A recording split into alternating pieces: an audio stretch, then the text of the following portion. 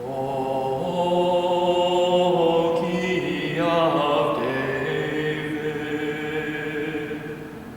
and Scepter of the house of Israel, you open, and no one can close.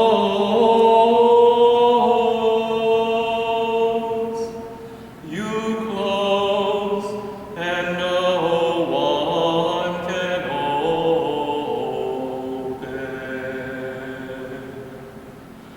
Come and rescue the prisoners who sit in darkness and the shadow of death.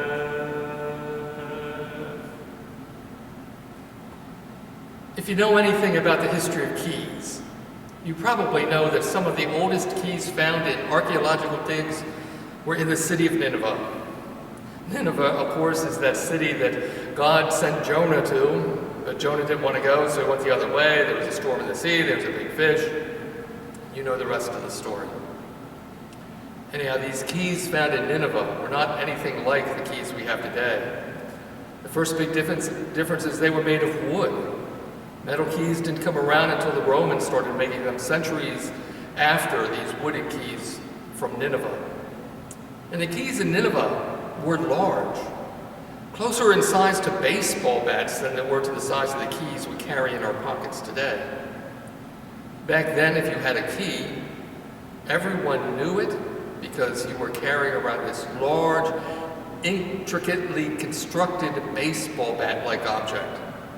And some people have reasoned that these keys were carried over one shoulder. This meant that the keeper of keys was a very conspicuous person. Everyone knew who they were and the authority they had. Now I want to tell you about a certain keeper of the keys named Shebna. Shebna was the keeper of keys in the royal court of Hezekiah. And Hezekiah was a descendant of David, and by all accounts, Hezekiah was a good king. Shebna, on the other hand, was not such a good keeper of the keys. You see, he liked his notoriety. He liked his powerful position. And Shebna rode around in lavish chariots, dressed well, took full advantage of his position as palace administrator and keeper of the keys. In fact, Shebna took things too far. Shebna abused his position, enriched himself, including having a tomb carved for himself in the royal graveyard. Well, this did not sit well with everyone, including the God of Israel. And this is what God's prophet Isaiah said to Shebna about what was to happen to him. And this is one of my favorite rebukes in all of Scripture. The Lord speaks through Isaiah and says to Shebna, "Beware, the Lord is about to take firm hold of you and hurl you away, you mighty man. He will roll you up tightly like a ball and throw you into a large country. There you will die, and there the chariots you were so proud of will become a disgrace to your master's house. I will depose you from your office, and you will be ousted from your position. In that day I will summon my servant Eliakim, son of Hilkiah. I will clothe him with your robe and fasten your sash around him, and hand your authority over to him. He will be a father to those who live in Jerusalem and to the people of Judah. I will place on his shoulder the key to the house of David. What he opens, no one can shut, and what he shuts, no one can open. I will drive him like a peg into a firm place. He will become a seat of honor for the house of his father, and the glory of his father will hang on him. In that day, declares the Lord Almighty, the peg driven into the firm place will give way. it will be sheared off and will fall, and the load hanging on it will be cut down. The Lord has spoken. Now that last part can be a little confusing. It says that Eliakim will be like a strong peg on which the honor of his father's house will be hung, and then it says the peg will be cut off, and everything will fall down. The point being made, while confusing, is simple. The point of that seemingly contradictory statement is that all mortal servants of God eventually fail, precisely because they are mortal. Now, I want to tell you where we see this phrase, key of the house of David, again in the New Testament. We find it in the book of Revelation, in the 3rd chapter. And in this 3rd chapter, in the vision of John, Jesus is dictating letters to the 7 churches. Jesus begins his letter to the church in Philadelphia by telling them who it is that is writing to them. And Jesus describes himself this way: "These are the words of him who is holy and true, who holds the key of David. What he opens, no one can shut, and what he shuts, no one can open."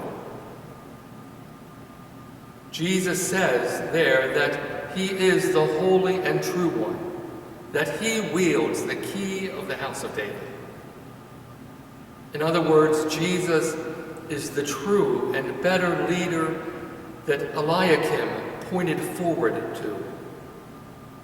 And the picture of authority that we see in Eliakim's hands pales in comparison to what we see in Jesus. Consider what this really means. Jesus is assuring the church in Philadelphia and us that he is the absolute steward and administrator of salvation. Whatever he opens cannot be shut. Whatever he shuts cannot be opened. Jesus is not the wimpy, powerless person knocking on the door of our lives, hoping that sometime we might invite him in. No, not at all. Jesus says, I have the keys. I open and it stays open. I shut and it stays shut. How great an assurance that is. And we recognize that authority whenever we sing these words in the Christmas hymn, O come, Emmanuel. O come, O key of David, come, and open wide our heavenly home. Make safe the way that leads on high, and close the path to misery. If Jesus opens wide our heavenly home, that door can never be shut. In baptism, that is true. And if Jesus closes the path to misery, like his promise when he says that God himself will wipe away every tear from our eyes, then that path of misery will be closed forever.